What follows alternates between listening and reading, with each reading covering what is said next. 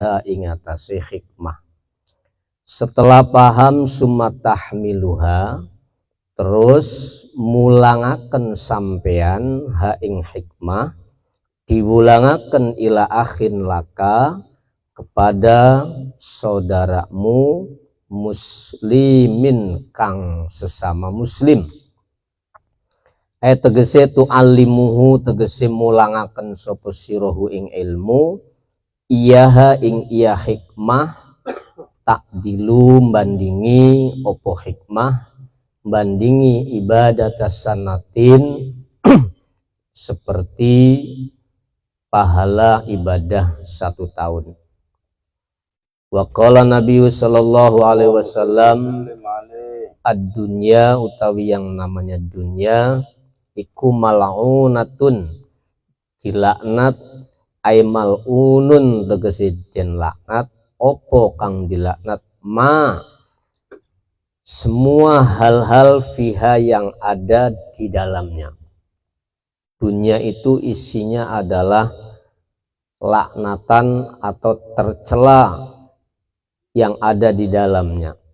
Illa zikrullahi, kecuali zikir kepada Allah, ngaji yang bisa menghantarkan kita mengenal Allah subhanahu wa ta'ala.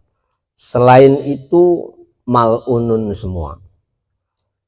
Wama dan hal-hal wala kang demen sapa wong hu ing ma, atau kang nandangi boleh, au mu'alliman, atau kecuali orang-orang yang mengajar ilmu, au muta'alliman, atau orang-orang yang belajar ngaji atau santri. Artinya kelompok-kelompok itu tidak termasuk kategori orang yang dilaknat yang ada di dalam dunia ini. Wa qala Nabi sallallahu alaihi wasallam, innallaha subhanahu wa ta'ala wa malaikatahu, sesungguhnya Allah ta'ala dan malaikatnya, wa ahlas samawatihi, dan penghuni langit-langitnya Allah, wa ardihi, dan juga buminya Allah, hatta namlata, sehingga semut-semut, fi hujriha, dalam tempat-tempatnya atau lobang-lobangnya semut, wa hatal huta, sehingga ikan-ikan fil bahri yang ada dalam lautan, la yusalluna, yaktine mendoakan sopo semuanya dari malaikat,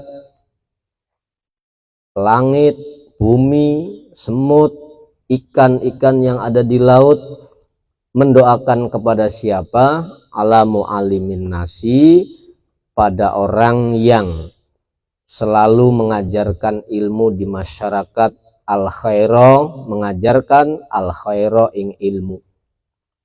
Wa qala Nabi sallallahu alaihi wasallam, ma'afadal muslimu akhahu faidatan afdola min hadisi hasanin. Mau tawi sesuatu afada kang upai faedah sopo al muslimu, orang yang muslim, memberi faedah akhahu kepada saudaranya muslim, memberi faedah faidatan ing sebuah faedah, dalam hal ini maksudnya faedah ilmu, afdolah hal lebih utama, min hadisin hasanin, saking obrolan yang baik. Artinya faedah ilmu itu melebihi keistimewaannya dari obrolan-obrolan yang baik. Balagohu kang menyampaikan, atau balago yang sudah memahami, atau kang sudah sampai opo ma itu ilmu maksudnya. Hu ing muslim, setelahnya dia sudah memahami ilmu yang sampai kepada dia, setelahnya itu faballagohu, di tasjid yang nomor 2, faballago, terus menyampaikan sopo mau muslim, hu ing ilmu tadi ing ma.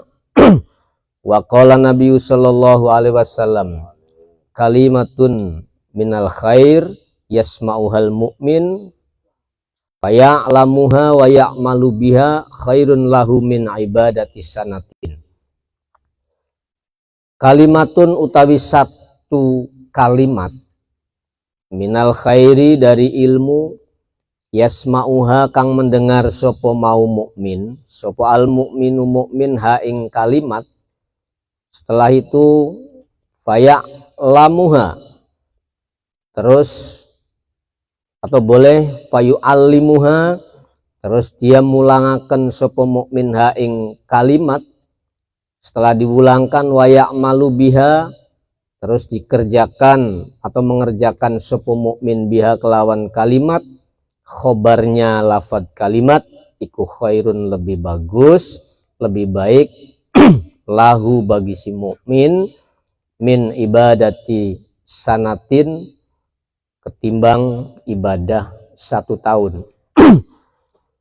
Wa kharaja lan pernah Kanjeng Nabi keluar sapa Rasulullah sallallahu alaihi wasallam keluar data yaumin pada satu waktu, satu hari. Faro'a lantas Rasul melihat majlis ini ada 2 majlis, ada 2 tempat berkumpul. Ahaduhuma yang utawi salah satu dari kedua majlis ini, yang satu yad'unallaha, masyarakatnya mengajak untuk mengenal Allah Azza wa Jalla, wa yarghabuna ilaihi, dan pada cinta sopo mau kaum ilaihi kepada Allah. Wasani yang nomor 2 yu'allimunan nasa, ada sekelompok majelis lagi yang lagi mendidik masyarakat kaum itu. Faqala lantas Kanjeng Nabi dawuh, amma haula, adapun majelis yang pertama fayas'alunallaha ta'ala, majelis yang pertama adalah mereka semua memohon kepada Allah mengadakan istighosah, zikiran dan lain sebagainya, memohon kepada Allah. Fa insa'a, kalau Allah mau, atau Allah memberi kepada mereka. Wa insa'a, kalau Allah berkehendak mau, mana'ahum, Allah tidak memberi mereka. Mana'an nyegah, artinya enggak memberi sapa Allah hum ing mereka kaum. Itu majelis yang pertama. Wa amma haula, adapun majelis yang kedua, kelompok kumpulan yang kedua ini, wa yu'allimunan nasa, mereka mendidik masyarakat. Wa yu'allimuna, mendidik sapa kaum an-nasa ing masyarakat. Lantas Nabi dawuh, innama bu'istu mu'alliman, angin pestine diutus sapa ingsun mu'alliman, hale wong kang ngajar, wong kang didik masyarakat. Suma adalah, terus pindah sapa Nabi ilaihim, kepada majlis ilmu. Nah, ini ada 2 majlis yang Rasulullah lihat. Yang pertama itu majlis istighosah, majlis zikiran, yang mereka rata-rata isi wong mumet, dagangnya lagi bangkrut, jabatannya durung naik, sehingga gerumbul-gerumbul hubungan supaya ada peningkatan. Ya tadi wa insa, kalau Allah ngabulkan dikabulkan, kalau enggak ya enggak.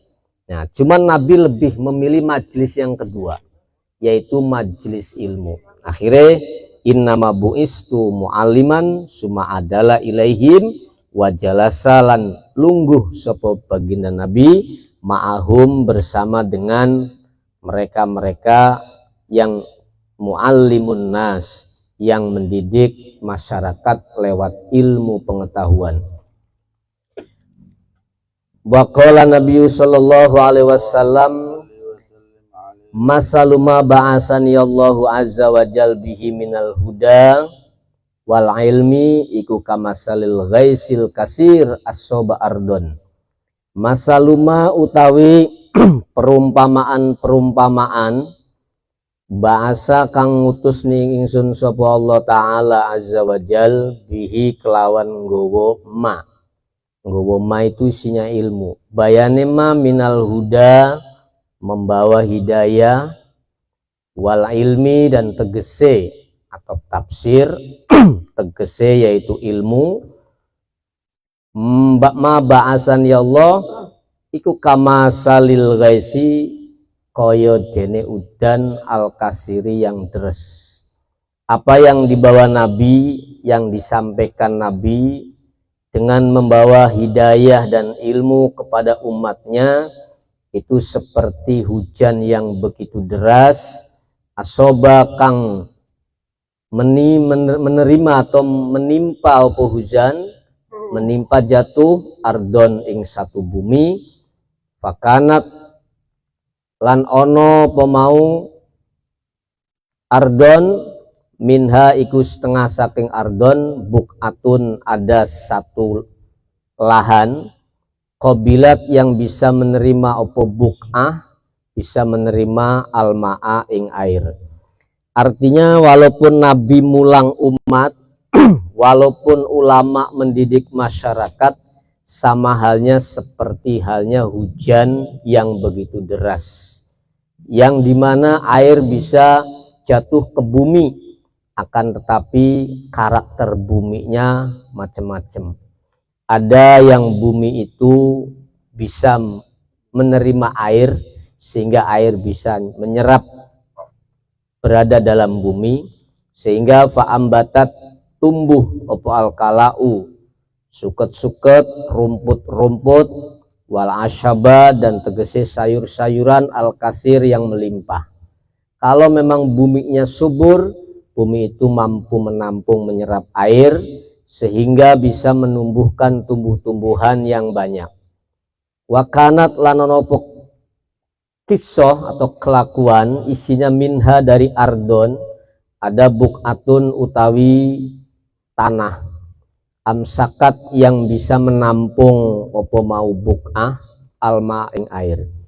Ada sifat karakter tanah, dia tidak menyuburkan karena adanya air, tapi tanah itu mampu menyerap, menyimpan air, sehingga fanafa'a memberi manfaat sopo Allah azza wa jalla biha dengan buk'ah tadi, dengan tanah tadi yang bisa menyimpan air, bisa memberi manfaat an-nasa kepada masyarakat luas, basaribu sehingga mereka bisa minum air itu, bikin sumur, bikin ledeng, atau bikin pompa-pompa air atau bikin PDAM sehingga bisa mengeluarkan air.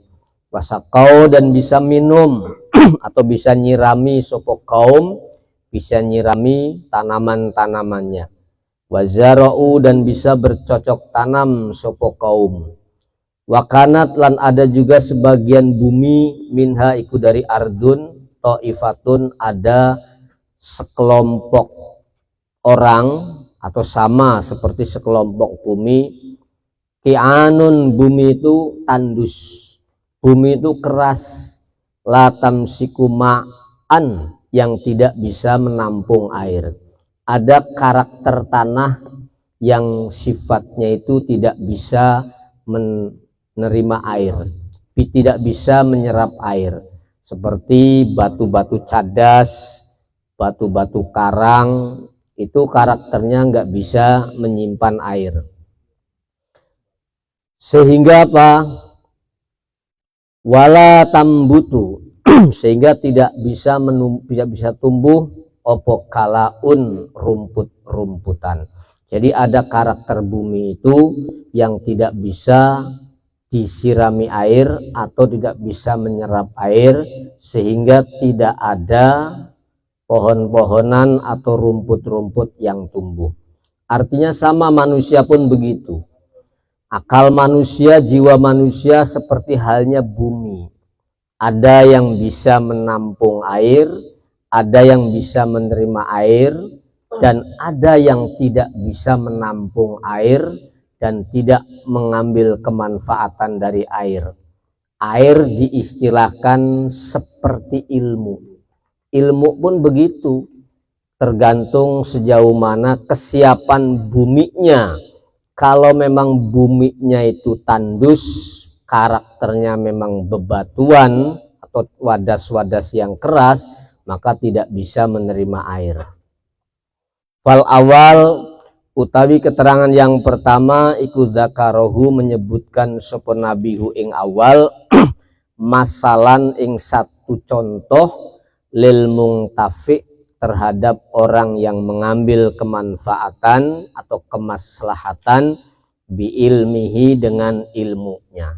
Ini contohnya bumi yang bisa menyerap air lantas bisa tumbuh-tumbuhan. Itu contoh orang yang bisa mengambil manfaat dari ilmu.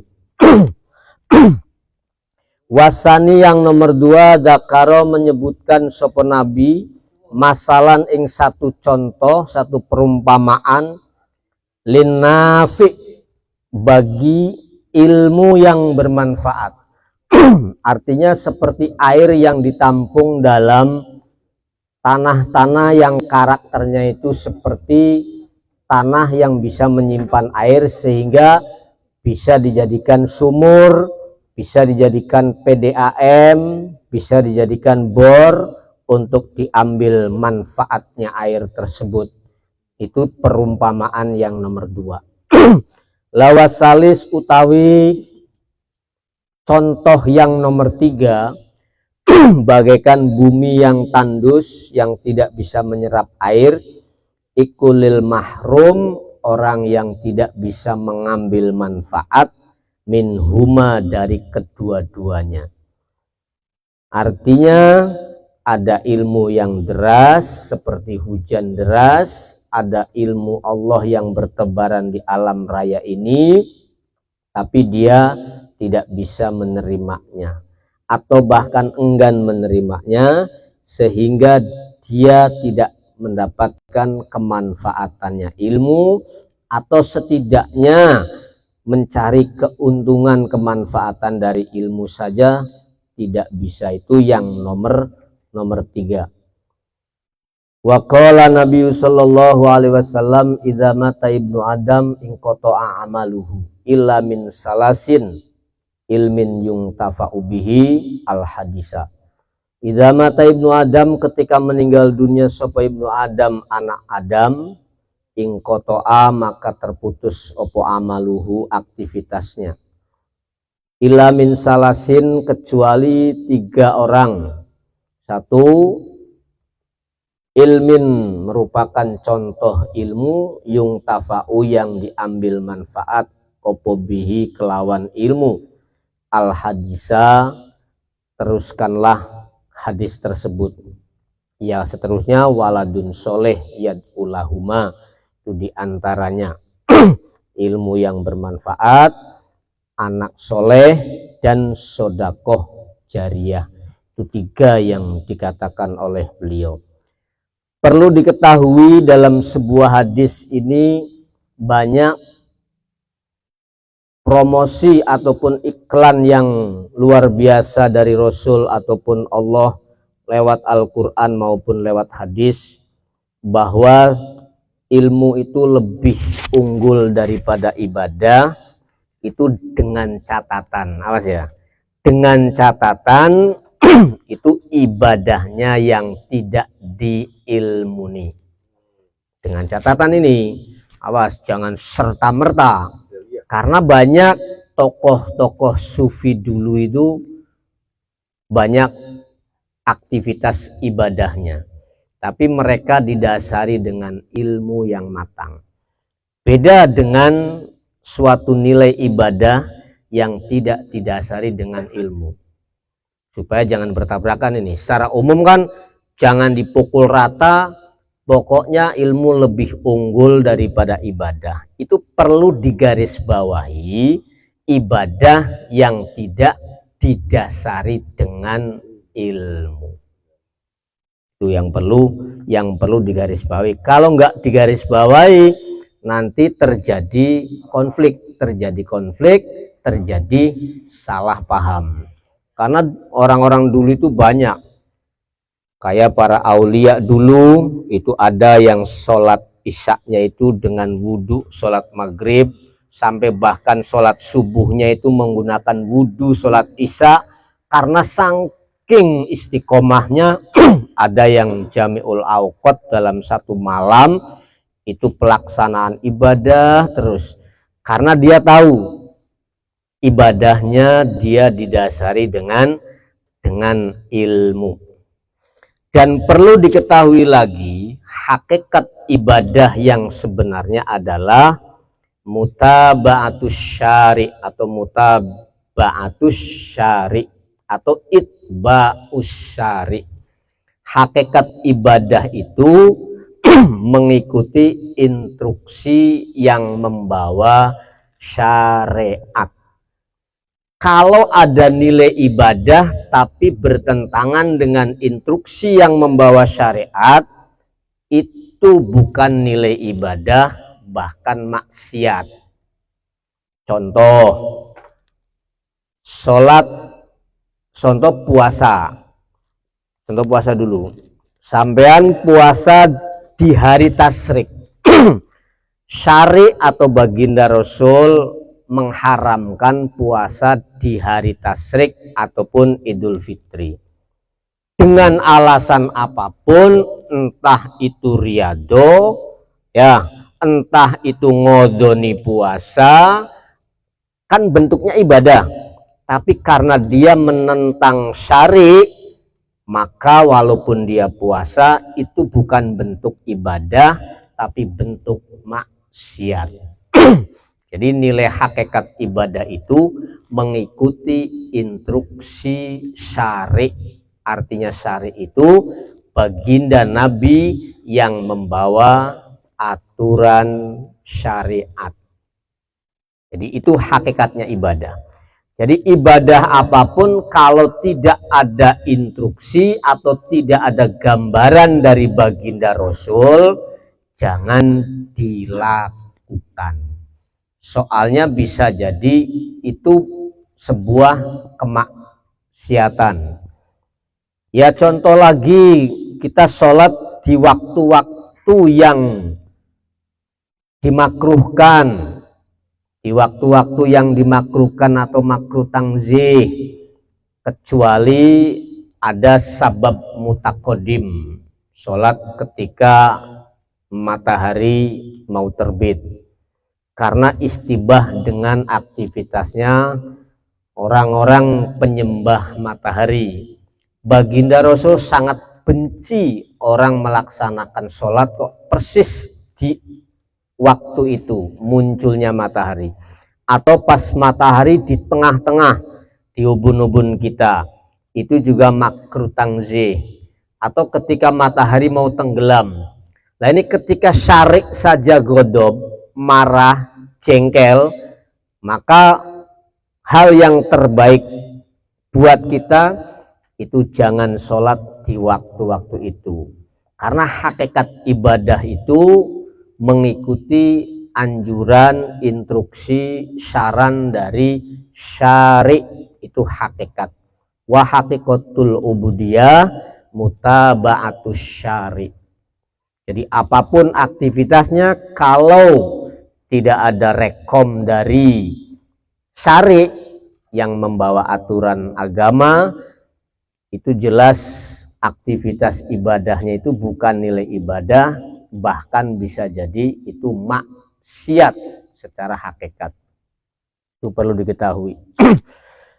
Terus waqala Nabi sallallahu alaihi wasallam, adalu utawi orang yang memberi petunjuk, alal khairi atas kebaikan, iku kafa'ilihi pahalanya seperti pelakunya yang menjalankan khair.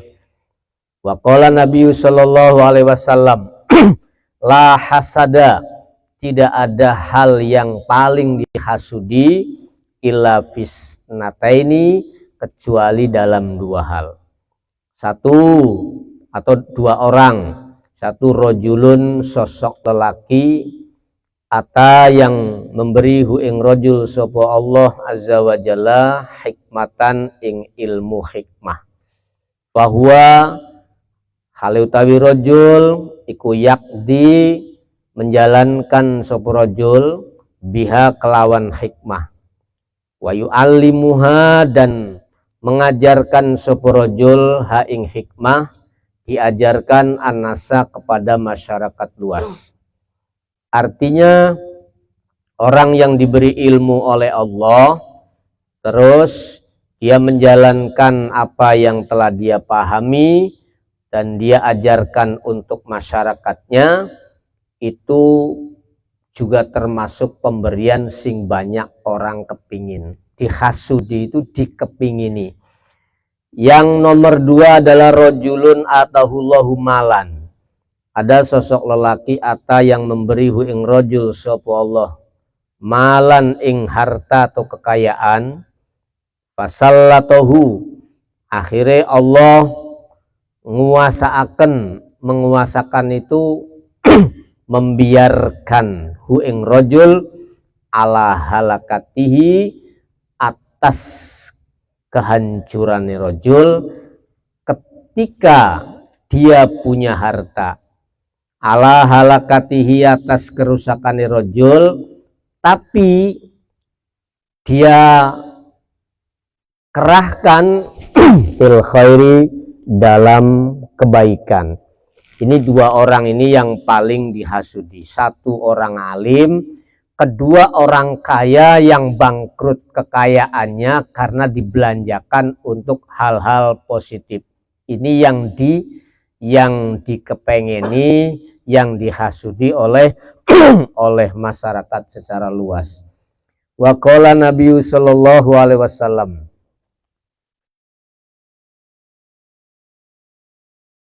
ala khulafai rahmatullah, ala khulafai iku ingatase pengganti-penggantiku, rahmatullahi utawi rahmatnya Allah. Kila ditanya sopo baginda Rasul, waman khulafauka, siapakah, waman utawi sopo iku khulafauka, pengganti-penggantimu ya Rasul. Qala, baginda Rasul menjawab, alladina khulafai adalah iku alladina, mereka-mereka, yuhyuna, yang menghidupkan sopo alladina, menghidupkan sunnati ing tingkah lakuku, perjalanan hidupku, pola pikirku, perkataanku, akhlakku, itu namanya sunnati. Setelah dia menghidupkan sunnah-sunnahnya Nabi, wa yu'allimunaha, dan dia ajarkan sunnah-sunnah tersebut, diajarkan ibadallahi kepada masyarakat umum atau hamba-hamba Allah.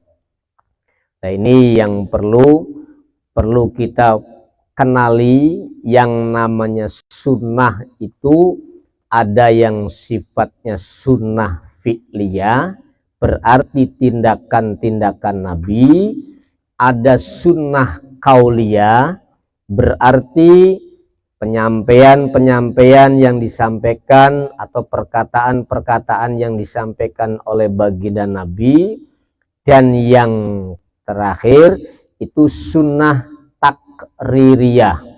Takririyah itu baginda Nabi tidak ngomong, tidak ngelakoni.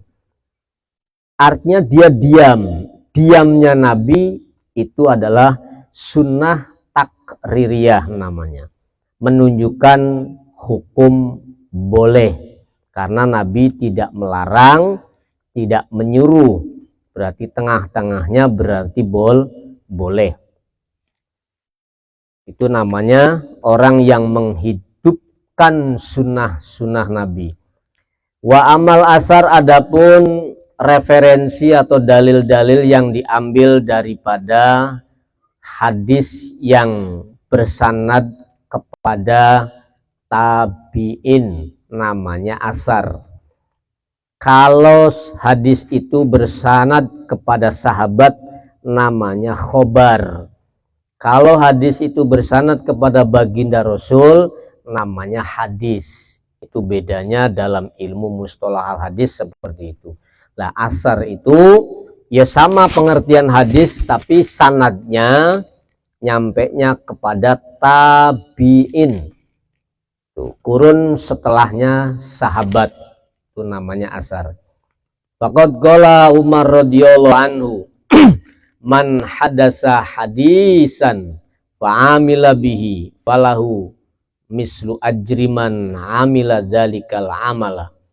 Man utawi siapapun orang iku hadasa mulang sopoman atau meriwayatkan sopoman hadisan ing satu hadis, terus fa'amila lantas dia melaksanakan bihi kelawan satu hadis, falahu maka baginya orang tersebut mislu ajriman seumpama pahalanya orang amila yang melakukan sopoman dalikal amala ing amal tersebut.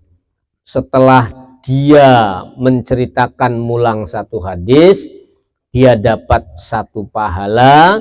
Setelah itu orang yang mendengarkan hasil daripada penyampaian gurunya yang mengajarkan itu, dia juga gurunya mendapatkan satu pahala dari amal tersebut.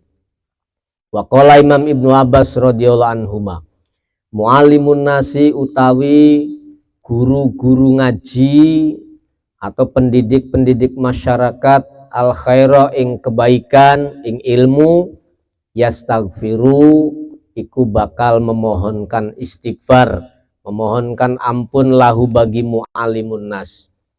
Siapa yang memohonkan ampun? Apa kullu syai'in, setiap makhluk yang ada di jagat raya ini, hatal huta, sehingga ikan-ikan fil bahri yang ada di laut.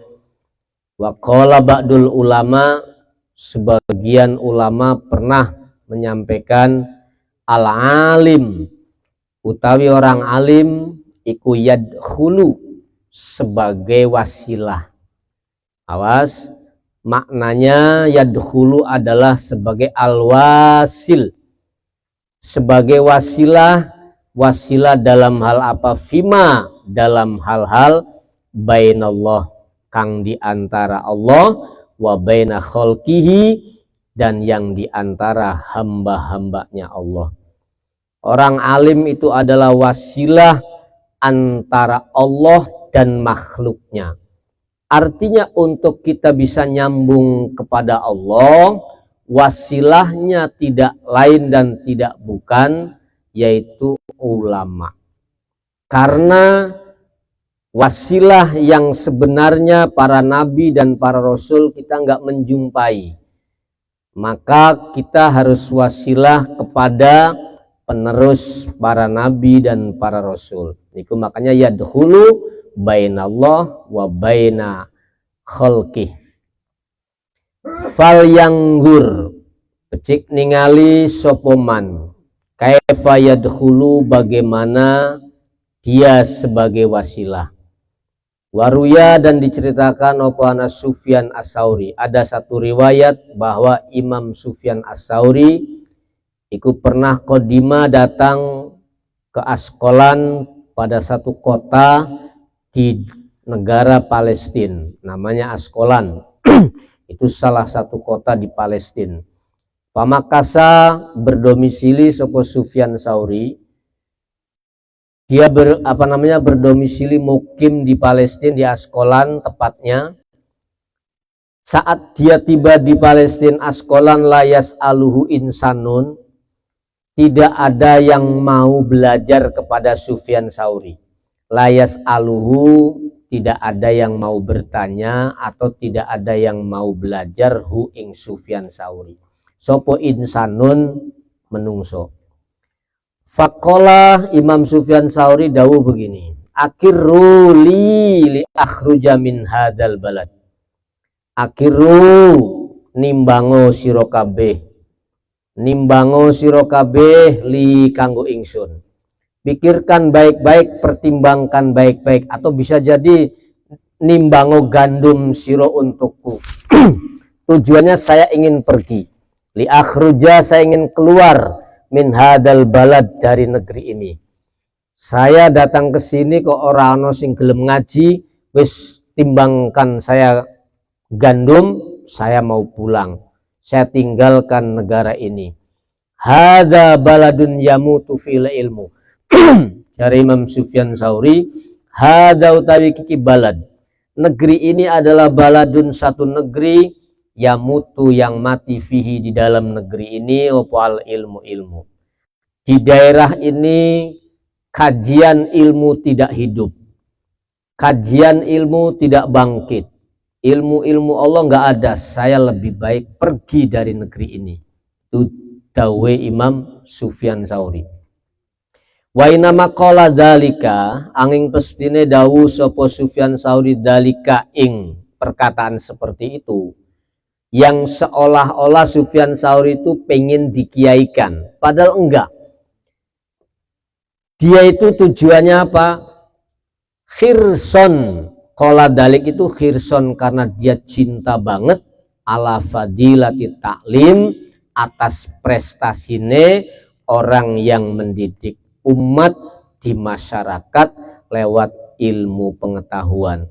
Saking cintanya kepada ilmu, sampai ketika dia sampai di satu daerah ora ono aktivitas ngaji, beliau marah, beliau sangat murka.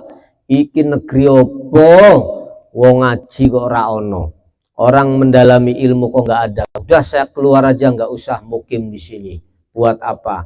Nah ini dia sangat cinta atas fadilatit ta'lim, keistimewaan memberi pelajaran pendidikan ilmu di masyarakat. Wastibqo al-ilmi, tujuannya untuk melanggengkan sistem pendidikan atau ilmu pengetahuan, bihi kelawan ta'lim,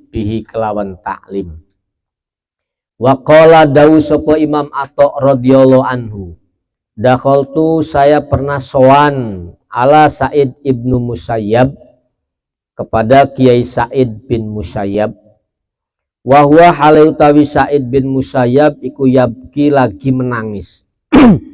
Fakultu, lantas saya bertanya, ma yabkika, ma iku apa yabki nangisaken apa make ka ing sampean wahai Kiai. Kiai, jenengan kenapa kok nangis?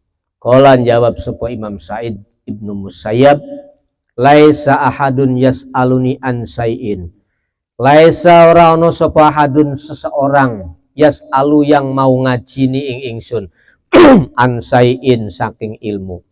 Saya di sini hidup kok ora ono sing do gelem ngaji rene. Saya nangis terseduh-seduh. Ini bukan kepingin dihormati, bukan kepingin dihargai, tapi karena saking prihatinnya melihat ilmu Allah tidak hidup di mana dia punya ilmu.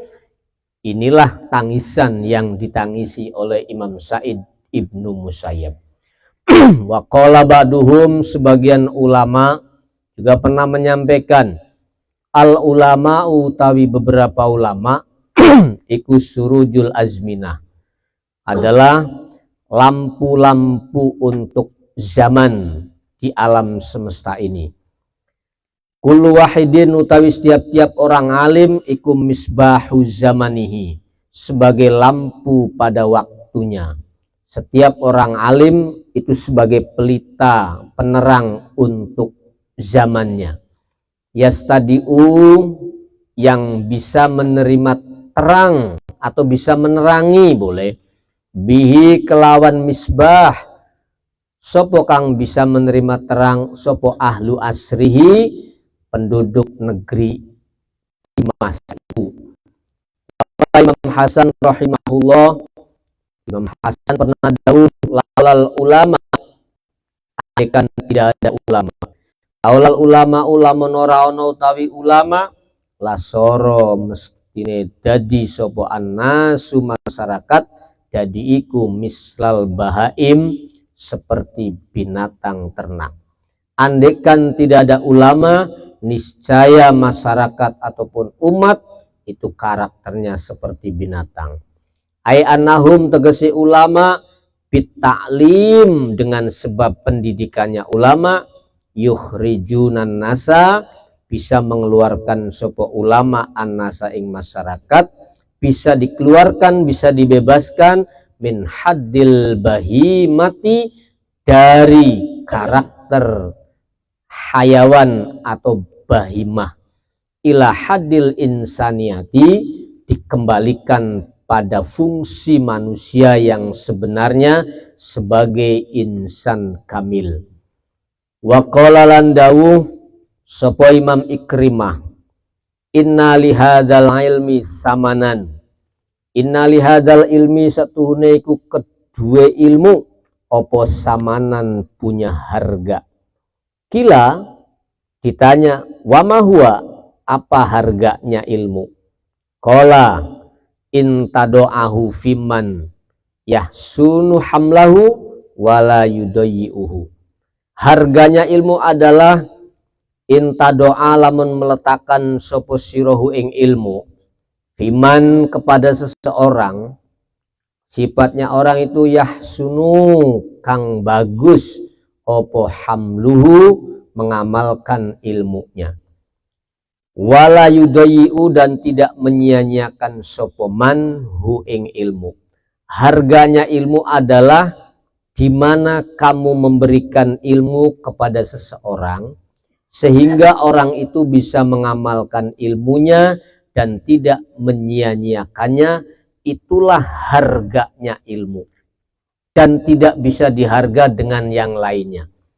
Wa qala Imam Yahya bin Mu'ad, al ulama'u utawi para ulama iku arhamu lebih belas kasihan, lebih penyayang bi ummati Muhammadin sallallahu alaihi wasallam. Lebih sayang dari siapa? Min abaihim, melebihi ayahnya mereka umat. Wa ummahatihim, dan ibunya umat. Kila ditanya, wa kaifa dzalik, kenapa bisa begitu kiai? Kok ulama itu lebih sayang kepada umat Muhammad melebihi ayah dan ibunya? Kok bisa begitu?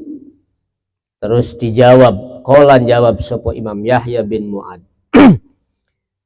yahfadunahum, yahfaduna mereka, qala sapa Imam Yahya bin Mu'ad, li'anna aba'ahum, karena ayah daripada umat, wa ummahatahum, dan ibu dari umat, iku yahfaduna, mereka hanya perhatian, mereka hanya menjaga hum kepada umat, min narid dunya, takut tidak punya pekerjaan, min narid dunya, takut tidak punya pekerjaan, takut tidak punya ijazah formal, takut nggak bisa masuk pabrik, takut nggak bisa punya pensiunan.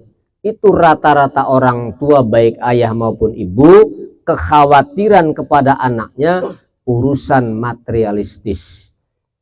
Makanya ulama itu lebih sayang kepada umat melebihi ayah dan ibunya, karena wahum mutawi ulama iku yahfaduna, menjaga sopo ulama, perhatian sopo ulama hum kepada umat, min naril akhirati, dari adab yang lebih pedih, kegagalan di akhirat, atau setidaknya umat hidup di dunia tidak sampai mengenal Allah. Itu adalah bencana terbesar pada umat. Makanya ulama dikatakan lebih sayang melebihi ayah dan ibu, karena ulama menjaga dari bencana yang paling dahsyat yang tidak akan bisa tertolong ketika dia diadab oleh Allah, atau setidaknya di dunia dia tidak mengenal Allah. Itu adalah adab yang paling pedih. Wakila ada informasi lain, wakilalan jarini kil, maksudnya kil itu ada info lain, ada berita lain. Awalul ilmi utawi permulaan daripada ilmu iku asumtu, yaitu diam. Ilmu itu bisa dicapai lewat pertama diam, setelah itu apa? Sumal istima'u, setelahnya diam, terus dia pasang telinga mendengarkan. Sumal hifdu, setelah didengarkan terus diingat-ingat, dihafalkan. Setelah hafal, sumal amal, terus dikerjakan semampunya. Summa nasarohu, terus dia gelar ilmunya, atau summa nasruhu, terus mulangaken ilmunya. Itu proses daripada awalnya ilmu. Wakila ada satu informasi lain, ilmun utawi satu ilmu. Alamaka kang mulangaken opo ilmun ka ing sira. Mulangaken man ing wong yajhalu yang tidak paham sapa man. Terus wa ta'alama dan kamu belajar miman dari orang ya'lamu yang paham sapa man ma ing ilmu-ilmu tajhalu yang tadinya kamu tidak paham. Kalau sudah begitu, fa innaka sesungguhnya sampean ida fa'alta ketika melakukan dalika ing kegiatan seperti itu, alimta pasti kamu akan paham ma ing sesuatu jahilta yang tadinya kamu tidak paham. Wa hafidta dan hafal sopo sampean ma ing ilmu-ilmu alimta yang sudah kamu pahami atau sudah kamu ketahui. Wa qala Imam Mu'ad bin Jabal fi ta'lim ing dalam bab ta'lim wa ta'allumi mulang ataupun belajar, wa ra'aituhu aidon dan saya riwayatkan dari Mu'ad bin Jabal aidon begitu juga marfu'an hali hadis marfu' ta'allamu belajar sira kabeh al ilma ing ilmu.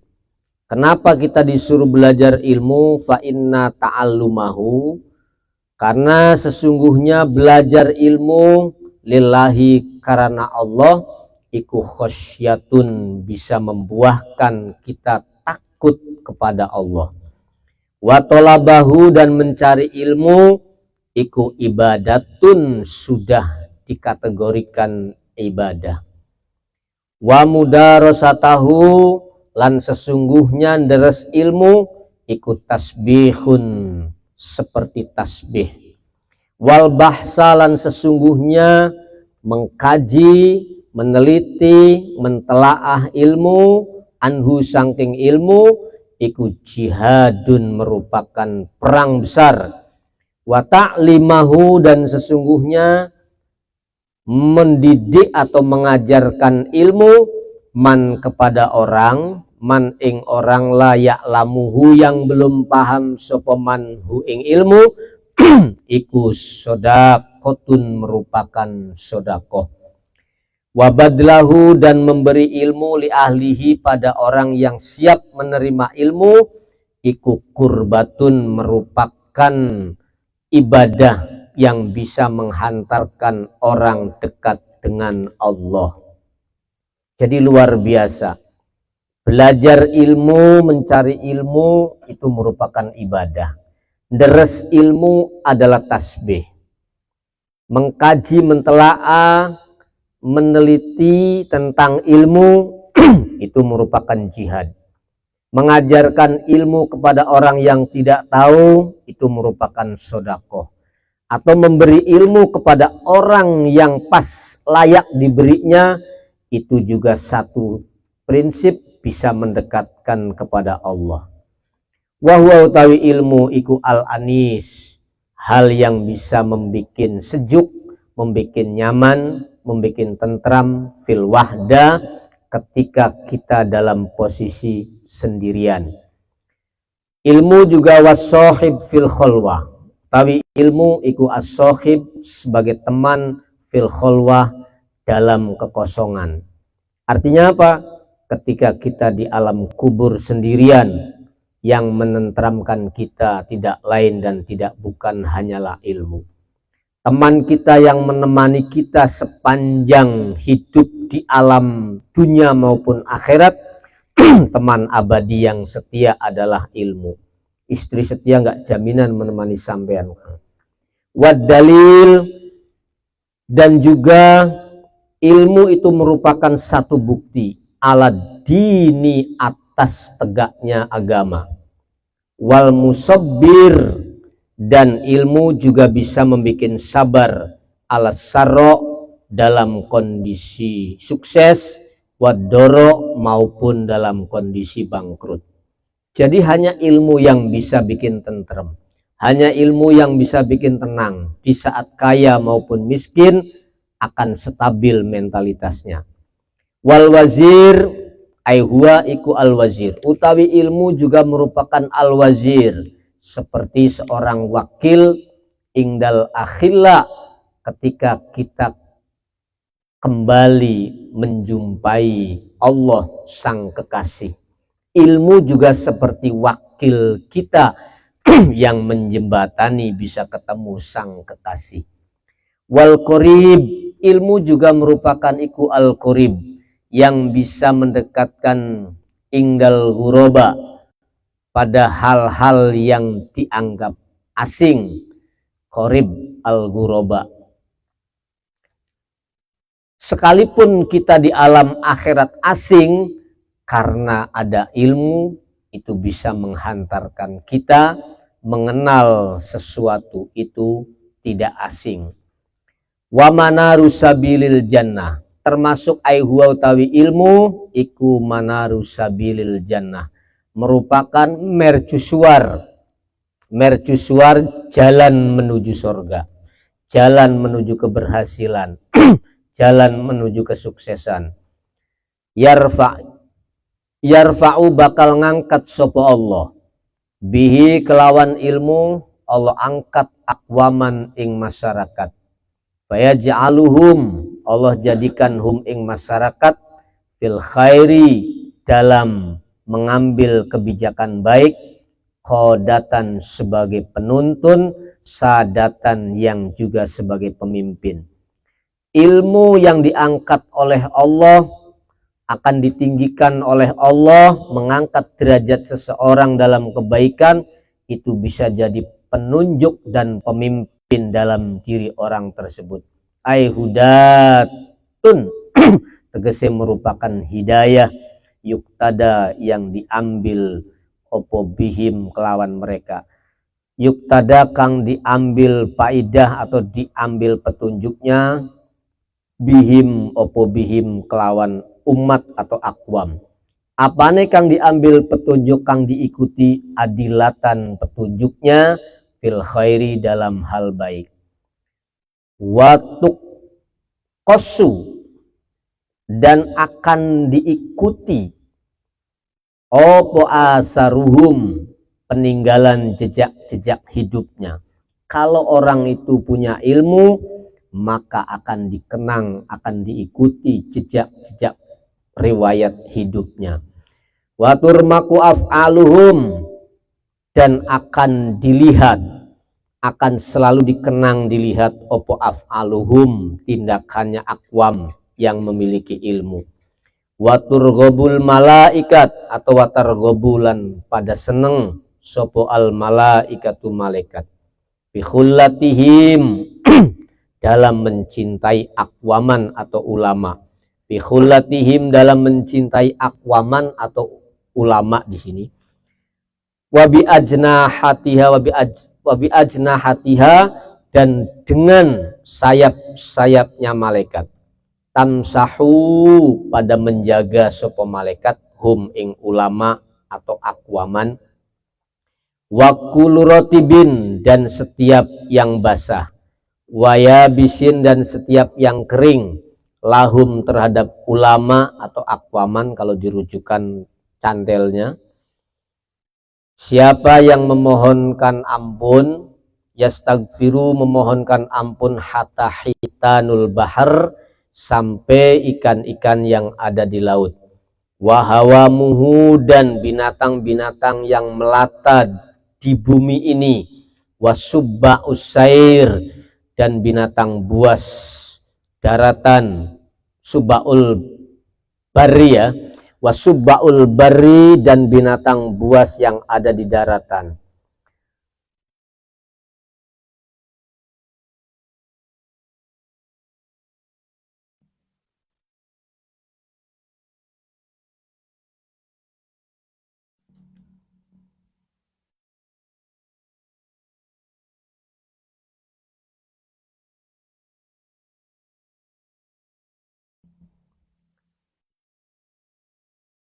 wa nu'amuhu dan juga termasuk burung-burung nu'amah, wassama dan juga langit-langit, wa nujumuha dan juga bintang-bintangnya.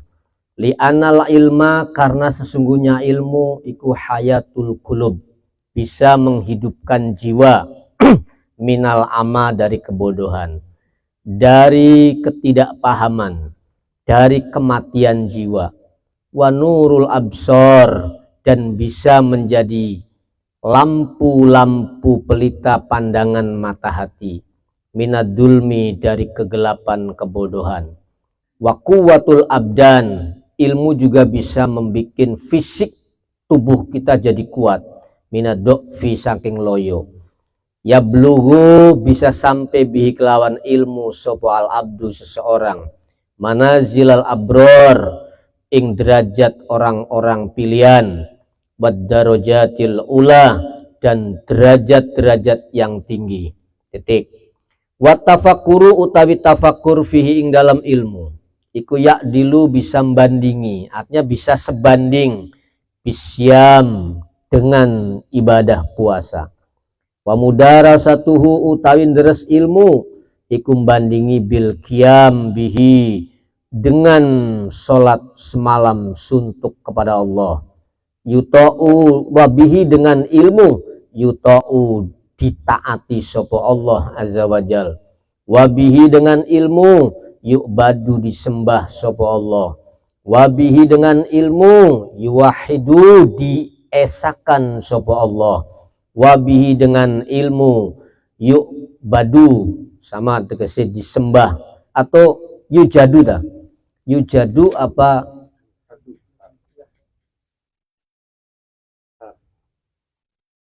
Bentar tulisannya kok.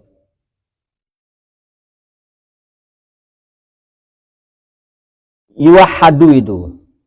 Yuwahadu terus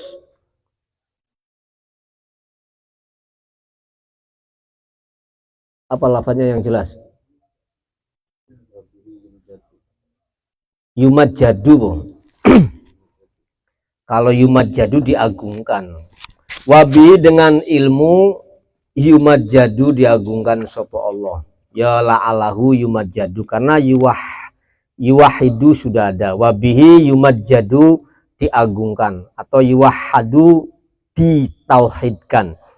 Wabihi dengan ilmu yutawarro'u dibikin wirai. Wabihi dengan ilmu tusolu bisa dijadikan sampai kepada atau tusilu al arhamu digawe nyambung ngopo al arhamu tali silaturahim. Wabihi dengan ilmu yu'rafu bisa diketahui opo al halal wal haram. Wahwa utawi ilmu iku imamun sebagai seorang imam, sebagai seorang pemimpin. Sementara wal amalu utawi amal iku tabi'uhu adalah rakyatnya. Yulhimuhu mengilhami sapa Allahu ing ilmu, as-su'ada'a ing orang-orang yang beruntung, wa yuhrimuhu dan menghalangi sapa Allahu ing ilmu al-askiya'a ing orang-orang yang tidak beruntung. Artinya orang yang beruntung ketika mau menerima ilmu dan orang yang tidak beruntung ketika tidak mau menerima ilmu. Nas'alu kami memohon Allah Ta'ala husna taufik ing dapat bimbingan taufik dari Allah Subhanahu wa Ta'ala. Yang tadi adalah referensi atau dalil-dalil asar. Sekarang as-sawahidul aqliyah, dalil-dalil yang sifatnya logik atau logis masuk akal. Iklam perlu diketahui bahwa anal matlub yang dicari min hadal bab dari tema ini, dari bab ini adalah ma'rifatu fadilatil ilmi, memahami tentang istimewanya prestasi sebuah pengetahuan, wa nafasatihi dan megahnya ilmu, wama dan juga hal-hal lam tufham yang tidak dipahami, opo al fadilatu sebuah prestasi, finapsiha pada hakikatnya, walam yutahaqqaq dan tidak terlihat nyata opo al muradu yang dikehendaki minha dari fadilah, lam yumkin tidak mungkin opo anta lama yento diketahui atau antu lama yento diketahui opo wujuduha wujudnya fadilah sifatan hale merupakan sifat lil ilmi pada ilmu. Artinya apa? Fadilah itu akan muncul kalau memang dia punya ilmu. Wali ghairihi dan selainnya sifat ilmu minal khisoli banyak karakter-karakter mulia lain. Selain satu sisi ilmu merupakan satu prestasi yang langka, juga ilmu merupakan punya karakter yang mulia di sisi-sisi yang lain. Falakodola teman-teman tersesat anitoriki dari jalan sopoman orang toma'a yang berharap ayak rifa dia paham bahwa anna Zaidan ada sosok Zaid, sesungguhnya Zaid iku hakimun orang ahli hikmah amla ataupun tidak. Orang yang tersesat dari jalan dia berharap memahami bahwa Zaid itu sosok ahli hikmah ataupun tidak. Wahwa hale utawi orang tersebut ba'du setelahnya dia kepengen paham bahwa Zaid itu ahli hikmah ataupun tidak, lam yafham dia nggak mau belajar. Dia nggak mau belajar, nggak mau memahami sopoman. Itu ciri-ciri orang yang tersesat. Pengen paham seseorang, pengen paham sesuatu, tapi dia nggak mau belajar. Itu ciri-ciri orang yang tersesat. Dia nggak mau memahami makna hikmati ing pengertian hikmah, wa haqiqatiha dan hakikatnya hikmah. Wal fadilatu utawi yang namanya fadilah iku makhudatun diambil minal fadli dari masdar fadli. Wahya utawi pengertian fadilah iku azyadatu terus mengalami peningkatan. Jadi ilmu itu semakin dipahami, semakin diamalkan, bukan semakin berkurang, terus semakin bertambah. Faidah tasyaroka ketika terjadi kebersamaan. Opo sayani ada dua persoalan. Fi amrin dalam satu kasus, terus wahtuso dan ditentukan opo ahaduhuma salah satu dari sayani ini bimazidin lebih tambah yang satu bisa jadi tidak berkembang atau tidak bertambah. Yukolu sehingga dikatakan faddolahu walahul fadlu alaih. Ayat tegese faddola mengistimewakan opo syai' hu ing orang tersebut, walahu maka bagi orang tersebut al fadlu utawi prestasi alaihi ing atase syai'. Mahma kanat ketika ono opo ziyadatuhu tambahnya syai' fima dalam hal-hal dalam ilmu-ilmu huwa kang utawi ma iku kamalu dalika syai'i kesempurnaan sesuatu itu ilmu. Artinya ketika ilmunya sempurna, maka fadilahnya atau prestasinya juga bisa meningkat, nambah sempurna. Itu maksud yang dimaksud beliau begitu. Kama yuqolu seperti dikatakan begini. Al-farosu tawi kuda iku afdolu lebih unggul minal khimar ketimbang keledai. Kuda itu lebih unggul ketimbang keledai. Dimakna anahu dengan satu pengertian sesungguhnya kuda iku yusyarikuhu membersamai hu ing kuda fi kuwatil hamel. Kuda juga bisa dijadikan kendaraan yang bisa mengantar beban berat. Wayazidulan nambah opo mau faros prestasinya kuda lebih bertambah alaihi mengalahkan khimar bikuwatil kari sebab dia bisa kuat kuat apa? Kuat geraknya, wal farri, kuat melayune, wasyiddatil adwi, dan tegese kuat larinya. Ini kuda ini di samping dia juga bisa membawa beban berat seperti hanya keledai, tapi ada keistimewaan lain pada kuda. Kuda bisa lari kencang, bisa ada prestasi lain. Terus juga apalagi prestasi lain dari kuda, wa husni surati, dan juga bentuknya juga sangat indah, sangat bagus.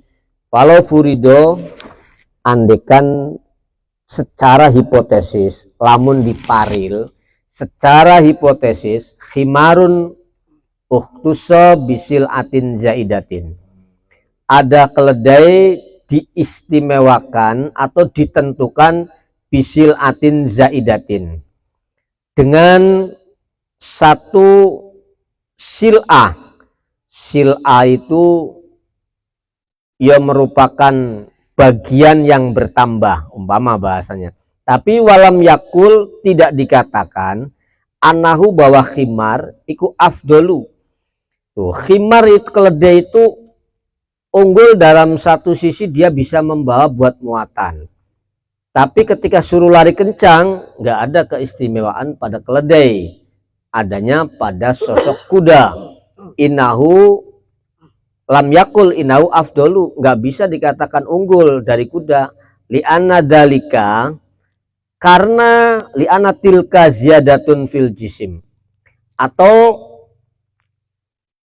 kata-kata tambah itu merupakan kekurangan ketika tambahnya itu tambah fisiknya. Contohnya driji orang kan 5 dalam satu tangan, kok nambah siji 6, bukan malah nambah faedah, bukan nambah prestasi, malah nambah kurang, ya cacat, ya kan? Atau jatahnya 5, dia 4 drijinya, yaitu bukan faedah, bukan ziyadah, namanya nambah kurang. Au nuksonun fil makna, atau kurang dalam pengertiannya.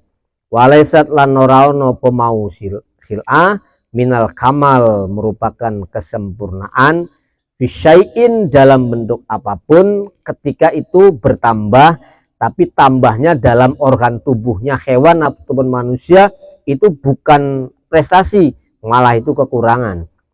Wal hayawan matlubun limaknahu, yang dimaksud hewan itu, yang diinginkan itu fungsinya. Fungsinya seperti apa? Maknanya seperti apa? Wasifatihi, dan sifatnya. La jismihi, bukan bentuk jasadnya, bukan bentuk tubuhnya hewan itu. Hewan itu dilihat dari fungsinya, kemaslahatannya, dan sifatnya. Itu keistimewaan dari binatang. Wa idza fahimta, ketika kamu sudah paham hada ing keterangan antara kuda dan khimar, lam yakhof alaika, tidak perlu takut alaika ning sampean, opo ba'anal ilma, bahwa yang namanya ilmu iku fadilatun mutlak, sebuah prestasi. In akhod tahu, kalau kamu mengambil huing ilmu, bil idofah, ketika dikaitkan ila sairil ausab, dengan sifat-sifat yang lain. Artinya sifat ilmu itu jelas punya prestasi dibandingkan dengan sifat-sifat yang lain. Kama analil faros, seperti halnya bagi kuda, opo fadilatan, ada prestasi.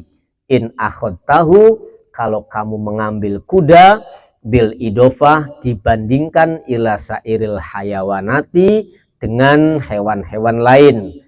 Bal siddatul adwi, bahkan keistimewaannya kuda adalah, termasuk prestasinya adalah dia punya kecepatan lari. Wa fadilatun fil faros, dan itu merupakan prestasinya kuda, dia punya kecepatan dalam berlari. Walaisat lan norano po kuda apa fadilatun alal itlaq, itu keistimewaan dalam kuda itu bukan mutlak, tapi istimewanya dilihat dari sisi dia punya prestasi larinya kencang. Lawal ilmu, utawi yang namanya ilmu, iku fadilatun fidatihi, Kalau kuda kan fadilahnya bukan pada bentuknya kuda, tapi pada prestasinya, larinya kencang, bisa untuk balapan, bisa untuk apa namanya kontes. Nah itu prestasinya kuda di situ. Kalau jasadnya sih nggak ada istimewanya, nggak ada apa. Tapi kalau ilmu itu fadilatun fidatihi, merupakan satu prestasi pada dzatiyahnya ilmu. Kenapa itu merupakan prestasi pada dzatiyahnya ilmu? Karena ilmu adalah sifatun min sifatillah.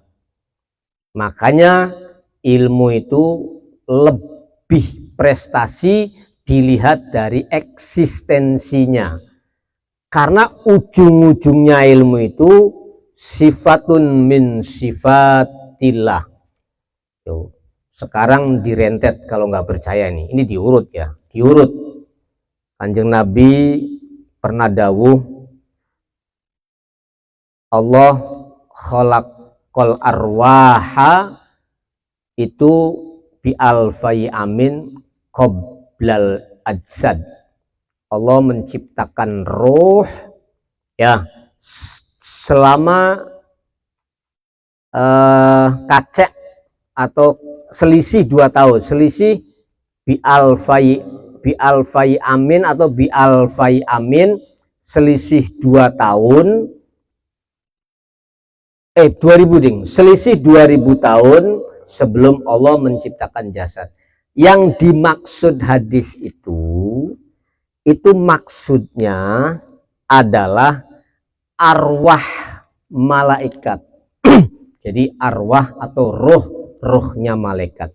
Yang dimaksud ajsad ini adalah jasad alam semesta. Sederhananya begini. Jasad manusia dibanding dengan jasad bumi, bahasanya jasad ardun, itu jelas lebih besar jasad bumi, kan begitu. Nah, jasad bumi dibanding dengan jasad matahari, ini besar mana? Matahari. Besar matahari bikasirin, bahkan bisa jadi tikel 10 kali lipat, bahkan lebih dari itu. Besar matahari. Jasadnya matahari, ini kalau kita berbicara jasad, secara teks dulu. Jasadnya matahari dibanding dengan falaknya, apa itu falak? Garis orbit. Galaksi. Itu masih besar galaksi.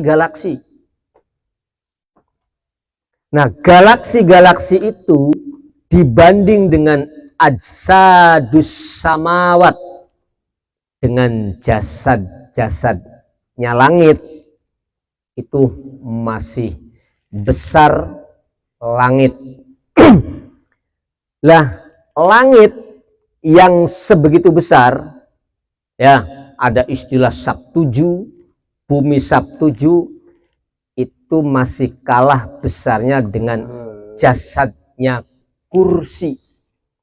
kursius samawati wal ard. Jadi kursinya Allah itu lebih besar daripada langit dan bumi, sekaligus apa yang ada di dalamnya. Kursi yang begitu, ajsadul kursi yang begitu besar, itu masih kalah jauh dengan yang namanya aras.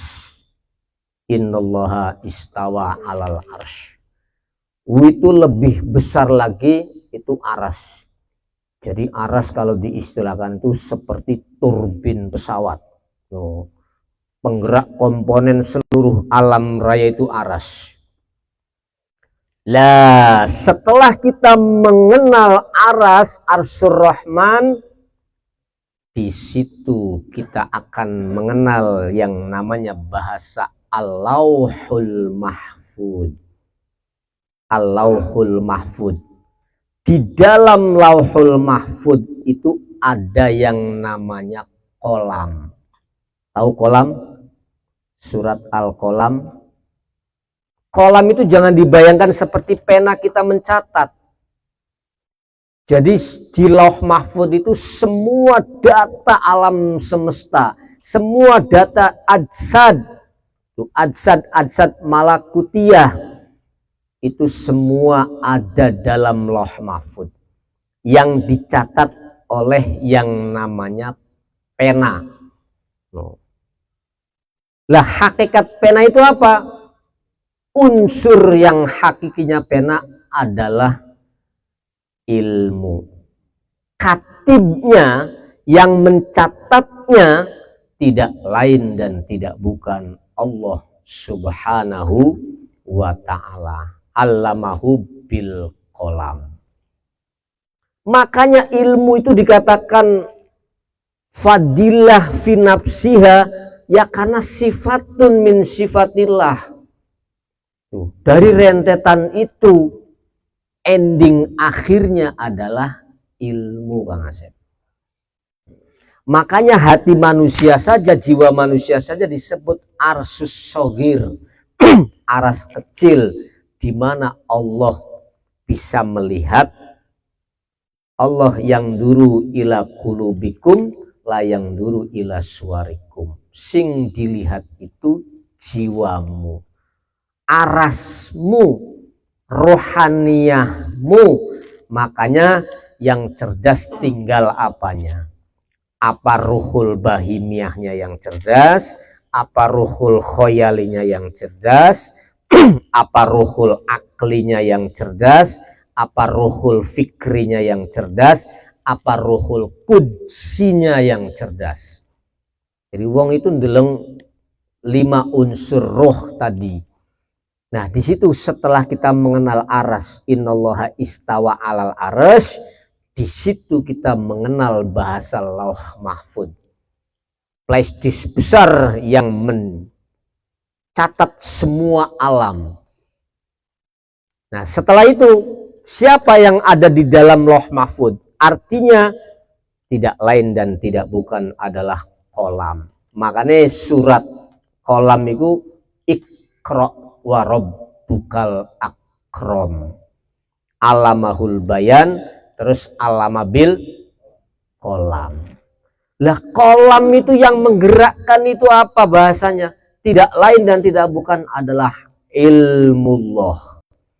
Karena ilmunya Allah itu tidak ada awalan, tidak ada akhiran.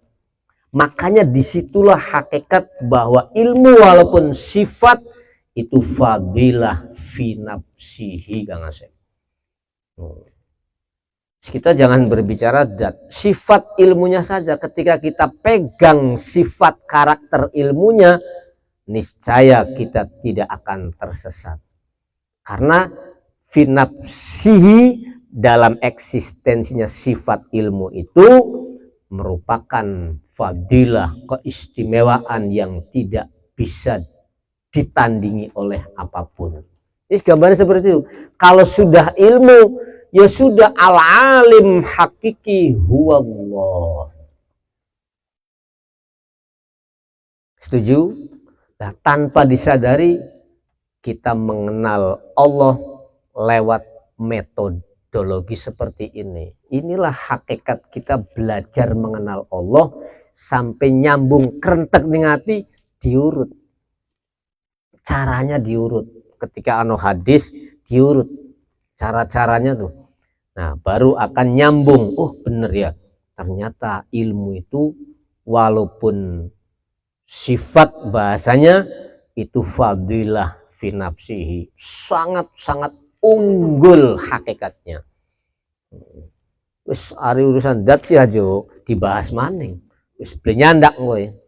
Blenyandak dan enggak boleh, bukan masalah nyandak dan tidaknya. Tidak boleh. Yang boleh itu dipelajari sifat-sifatnya, af'alnya, serta asma'nya. Nah, pegangan sifatnya saja sudah jos. Itu wong sing pegangan satu sifat dari beberapa sifat Allah, hakikatnya pegangan dengan Allah Subhanahu wa ta'ala. Kan begitu kaidahnya. Terus tadi di mana itu?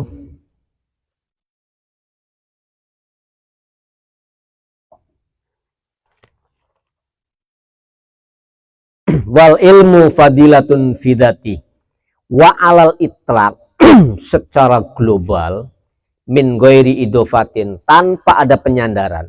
Wis yang namanya ilmu wis tanpa ada tendogan, tanpa ada sandaran apapun. Wis pokoknya sesuatu yang sangat istimewa, sangat berprestasi, apapun bentuknya. Fa innahu, kenapa bisa begitu? Karena yang namanya ilmu iku wasfu kamalillahi subhanahu wa ta'ala. Karena ilmu itu merupakan karakter sifat kesempurnaan Allah subhanahu wa ta'ala. Wabihi, dengan ilmu syaraful malaikatu atau syaraful malaikati, tegese mulia para malaikat, wal ambiyai ay syaraful ambiyai, mulianya para nabi. Jadi ilmu yang bisa menghantarkan kemuliaan itu ilmu. Jadi arwahnya para malaikat itu diciptakan lebih dulu dibanding jasad-jasad tadi tuh. Jasad bumi, jasad langit, jasad matahari, jasad apa namanya, tata surya, galaksi, itu lebih dulu ada, lebih dulu dimunculkan oleh Allah. Bal kayis, bahkan utawi orang yang cerdas atau sesuatu yang cerdas lah, minal khayli, dari kuda, iku khairun, lebih baik, minal balid, ketimbang orang bodoh. Fahia, mangka utawi, artinya kuda yang cerdas itu lebih baik daripada orang yang bodoh. Jaran pinter itu lebih bagus ketimbang wong goblok, kan saya. Iya, larang regane jaran karo regane wong. Ya iya. Sampai kuda itu biaya operasionalnya ada yang sebulan itu miliaran. Ya lihat kudanya. Awak kulalan sampean urip tahunan durung pernah nyekel duit miliaran wih. Jaran fasilitasnya miliaran, padahal itu kuda karena cerdas bisa menghasilkan cuan, kan itu Bang Asep. Dengan berbagai prestasinya kuda otomatis kan. Nah, makanya kuda yang cerdas itu lebih unggul daripada manusia yang bodoh. Minal khayli khairun minal balid fadilatun alal itlaq. Itu mutlak. Min ghairi idofatin, tanpa disandarkan. Wa'lam, perlu diketahui, annasai an-nafis, sesuatu yang elit, sesuatu yang indah, al-marghub fih, yang menyenangkan, sesuatu yang indah yang menyenangkan iku yang qasimu, dibagi, ilama yutlabu li ghairihi. Ada sesuatu yang menyenangkan itu dia dicari tapi untuk hal yang lainnya.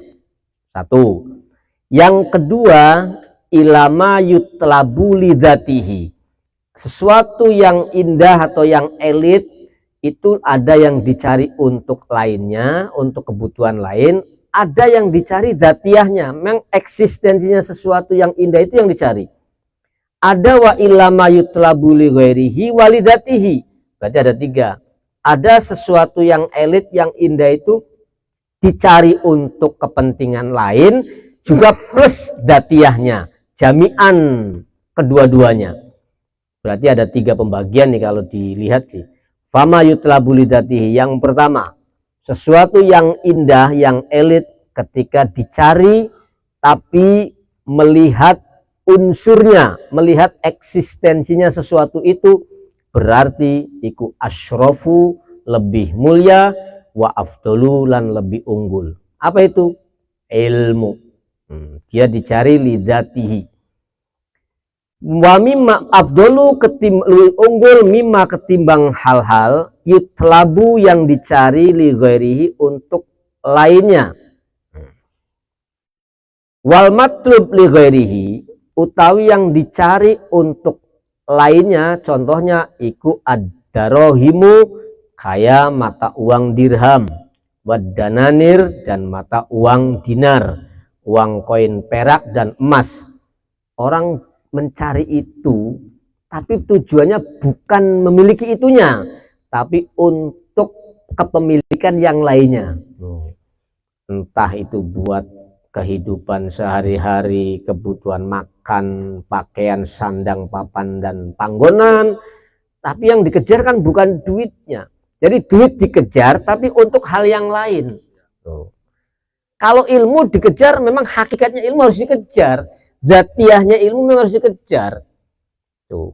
Tapi kalau uang dikejar, itu hakikatnya bukan uangnya. Hanya perantara. Tapi yang dituju itu bukan uang. Dari uang ini nanti digunakan untuk hal-hal yang lain. Nah, itu untuk mencari sesuatu yang lain. Namanya yaitu yutlabu li ghairihi. Fa innahuma, kedua-duanya, dirham dan dinar, iku hajaroni, materialnya kan terbuat daripada unsur tanah, unsur hajar, unsur tanah atau unsur bebatuan kecil, unsur pasir. La manfaatalahuma, yang secara hakikat tidak ada kemanfaatannya. Tuh. Kalau dilihat duit itu, uang kalau dilihat nggak enak, dipegang nggak enak, dilihat nggak enak, dikantongi nggak enak, disimpan nggak enak, Kang Asep. Dipangan apa maning, laku sing doyan. Apa gelem duit, mangan duit laka. Enake duit itu ketika difungsikan. Kanggo rabi maning, kanggo ono. Kanggo nulungi wong yatim umpama. Kanggo tuku sate, lah baru. Enak itu kanggo difungsiakan nih. Ari je hakikate duite blenak. Di kantong yo blenak, di mek yo blenak, dilus-lus yo blenak. Sebelah benak be, enaknya ketika difungsikan ke hal yang lainnya. Walau anallah subhanahu wa ta'ala yassaro, andekan Allah itu mempermudah qada al hajat, kebutuhan hidup, memudahkan bihima dengan mata uang tadi, dinar dan dirham. Yolakana, maka yaktine ono po dinar dan dirham wal hasba bimasabatin wahid, sama dengan kerikil juga satu level. Mata uang dinar, koin emas dan perak, kalau adekan Allah memberikan kemudahan bertransaksi tanpa duit, ya niscaya duit mau gue Kang Asep para watu ra ono ajine padha bae. Andekan Gusti Allah memberlakukan gampang dalam bertransaksi, ngono kok Kang Umar, ya wis duit beli payu. Kayak barter zaman bengen kok, wis beli duitan maning. Sen butuh beras. Tuh, sampean di wedhus, meneh tukeran beras karo wedhus. Wis beli duitan maning. Kan terjadi seperti itu. Andekan terjadi seperti itu, ya duit karo kerikil lah beda. Itu yang dimaksud seperti itu. Lakan awal hasba, itu tadi. Pasir kerikil bimasa batin wahidah, sama. Duit dengan pasir itu laka bedai. Andekan Allah gawe gampang ning sistem transaksional ning masyarakat konon kok. Tuh, beli duitan maning ngono ya wis.